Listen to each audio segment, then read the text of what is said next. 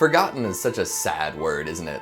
Reminds people of times they've been left behind at the grocery store by an unattended parent, or of a long-lost lover one might never see again. Maybe we'll eschew that terminology in favor of some that feels more positively regarded, like cult.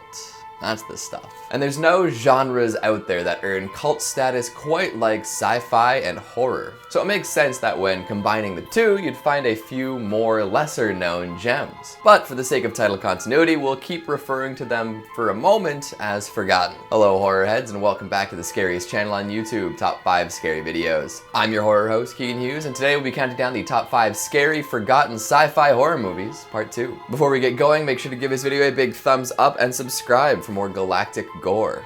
Perfect. Let's begin. Crashing to Earth at number 5, we've got Night of the Comet. If you enjoy Buffy the Vampire Slayer, then you have Night of the Comet to thank. Apparently it was a big influence on the creation of the titular character. Wicked. Night of the Comet is a Valley Girl goofball comedy complete with space dust zombie invasion. It kicks off as Earth passes through the tail of a comet with unforeseen circumstances. See, it's implied that this is the same comet that killed the dinosaurs, and people have decided to celebrate like it's the 4th of July. The morning after, anybody who wasn't safely contained in a steel box of some sort has become a sort of dust zombie. I wouldn't worry about that too much. Two sisters who were very much inside steel containers for reasons that are better seen than explained survive the initial transformation and decide to see what the world has to offer now that everyone's essentially dead. They meet a lovely truck driver and the trio begins their post-apocalyptic lives together. But surviving zombies isn't enough. No. To make this a true sci-fi horror, we're also introduced to some mad scientists. Strictly speaking, they're looking for a cure to this space disease, but they actually end up draining healthy people of all their blood and then leaving them to die. It's in the name of research.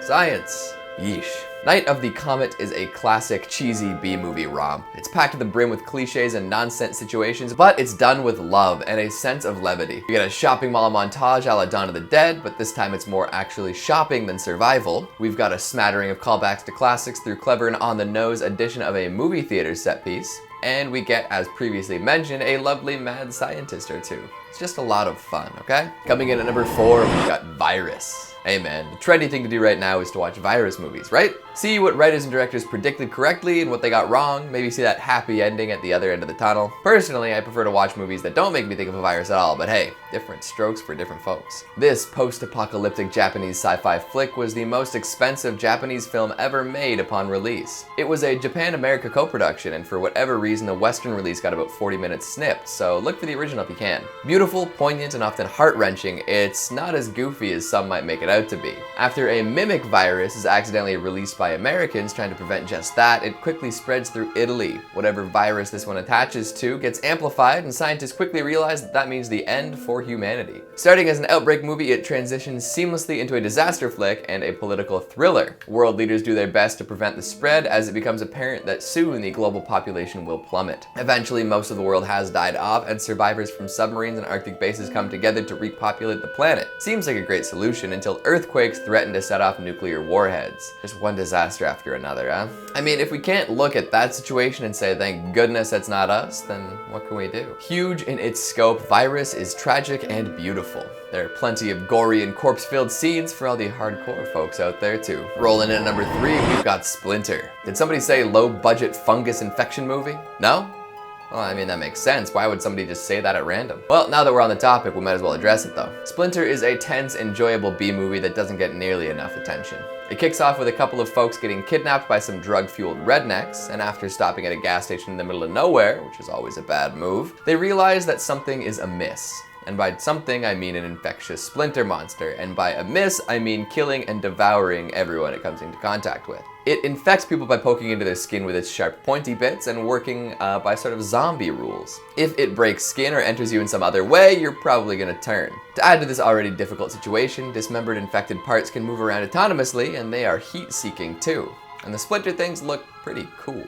Low budget ain't such a big deal when it's done as well as this. Splinter is a largely well-written and acted movie too. You'd expect a group of survivors in a situation like this to act as useless cannon fodder, but they're actually all useful and likable in their own special ways. They overcome personality flaws and maximize their strengths in the name of survival. big ups to the folks behind these choices. Sure, the camera can get a little too shaky sometimes, but it does a very good job of selling and maybe hiding some of the other low budget restrictions. Where did they come from? Where did they go? Why are these splinters causing blood to flow? Coming in at number 2, we've got Altered States. This is a drug-fueled existential trip that brings a man to the origin of all life. Based on the novel by Paddy Chayefsky, Altered State takes a look at a psychopathologist who wants insight into the mind, sensory deprivation tanks, psychedelics, the whole 9 yards. His marriage is failing, so what better time to head out to Mexico to give ayahuasca a try? After taking the journey, Edward brings some tincture home and keeps experimenting. By using some inside of a sensory deprivation tank, he's able to experience more intense visions, and these visions soon become physical reality. He actually literally becomes earlier versions of man, which naturally leads to caveman rampages through the city. This freaks out his colleagues, wife, pedestrians, you name it. But he keeps going.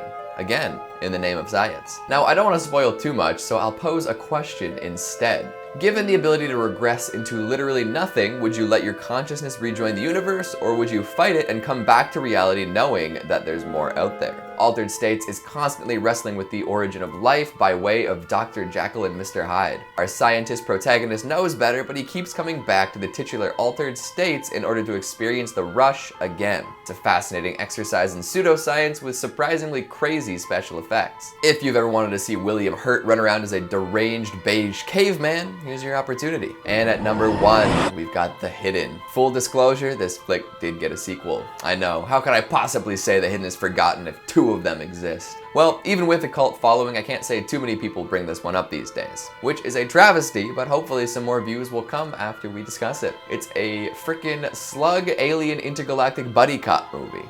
What's not to love? Somehow, a malicious extraterrestrial body snatcher has made it to Earth and wants to cause a whole lot of trouble. For an alien, it's got expensive taste and decides to rob a bank, snag a Ferrari, spend time at a strip club, and more. After infecting a few civilians via mouth transfer, the local police get involved. Obviously, they're in over their heads, so the FBI sends some dudes too. But our main dude, the ever-excellent Dale Cooper, well, he doesn't seem totally human. And human he is not. Teaming up with the people police, our alien law enforcer begins a quest to track down the luxuriously living larva from outer space. Although it sounds sort of silly when I put it that way, The Hidden is actually able to hit all sorts of marks. We get sci-fi thriller moments, action-packed sequences, and of course, plenty of dark humor. It even presents us with a plot to invade the government, which results in a presidential candidate firefight right in front of the press. Imagine what would happen if we saw something like that in real life. Damn. What a list! I wish I could just sit around all day watching old sci-fi forgotten horror movies, but I got scripts to write. So make sure you guys all do your part and watch these in my stead. How many of these selections have you seen?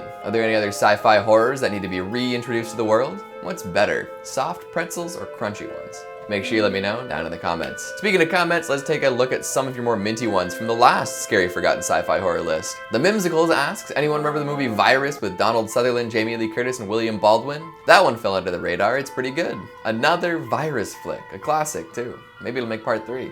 Victor Valdez says, here's a scary premise for a film from a while back that I was telling my friend about earlier today. The film's about a little girl who lives with her sister after her parents died in a car wreck. She finds an alien bioweapon and is hunted by a ruthless alien bounty hunter trying to get it back. It stars Davy Chase, who was in The Ring, Donnie Darko, and S. Darko. If you think about it, Lilo and Stitch had a very dark premise. You had me there for a second. I love that kind of thought exercise. Mario Angel Medina says, The Arrival is one of the inspirations for Half-Life 1. Mostly Gordon Freeman's iconic goatee and glasses combo, but the scene in which Charlie Sheen explores the alien base in Mexico is a very Half-Life vibe. I love the idea that Charlie Sheen has been immortalized as a classic video game protagonist. AJ Klassen says, heck, why doesn't this channel have a section for people's script concepts based on thoughts spawned by your rantings? Get it going. Start a blog or a message board. And John Predaking says, you haven't touched on fan films yet. You're welcome. Good idea. Seems like fan films are an endless source of content, eh? If the studio won't make it, you better do it yourself. And that's all the time we have for today. Before I sign up for the vacation package at Camp Crystal Lake, make sure to give this video a big thumbs up and subscribe for more lesser known larks. Thanks for watching, and I'll see you next time.